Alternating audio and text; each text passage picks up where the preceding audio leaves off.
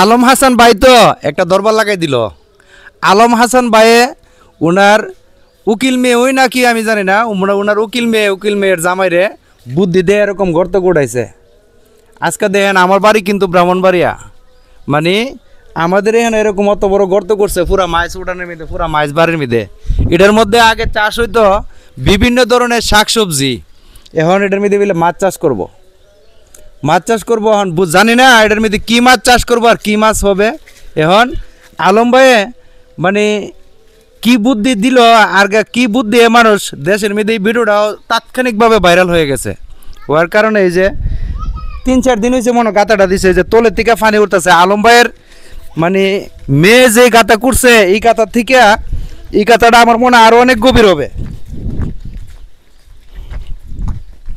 এই যে আমি নামলাম, এই যে প্রায় 10 ফুট হয়ে যাবে, 10 ফুট এই গাতাটা প্রায় 10 ফুট হয়ে যাবে। এখন আমি এই বাড়িতে কোনো লোকই দেখতেছি না হেরার, যদি লোক দেখতাম এখন প্রশ্ন করতাম। হ্যাঁ এটার মধ্যে আছে না, এটার মধ্যে আছে না, গোসল করব আমি।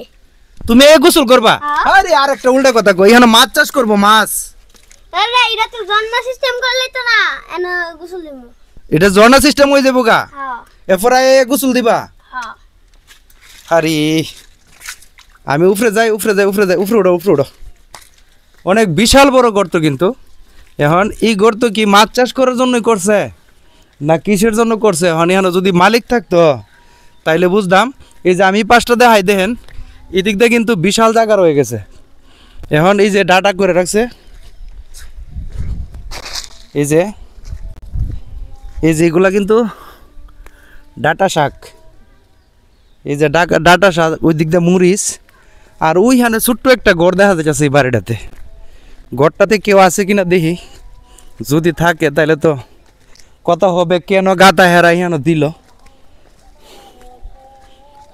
এই যে পুঁশাক দেখেন কত সুন্দর পুঁশাক গাছ, আর ওই দিক দিয়ে হচ্ছে মরিচ গাছ করে রাখছে। কিন্তু ওইখানে কেন বিশাল বড় গাথা করলো? আগে দেখতাম সব সময়টার মধ্যে শাকসবজি করছে, এখন কেন তো বড় গাথা?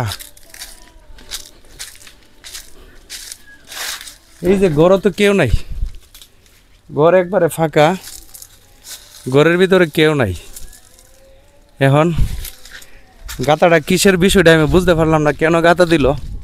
তো হয়তো পরবর্তীতে আমি যদি ওদেরকে লাগাল পাই, তাইলে মালিক যদি আসে তাইলে আমি মালিককে জিজ্ঞাসা করবো কেন গাতাটা দিচ্ছে। তোমরা বারবার লামতাছো গেলে কেন? হ্যাঁ লাইমো না লামলে ব্যথা পাইবা। তো ঠিক আছে, ধন্যবাদ সবাই, সুস্থ থাকুন, ভালো থাকুন এই কামনা করি। আসসালামু আলাইকুম।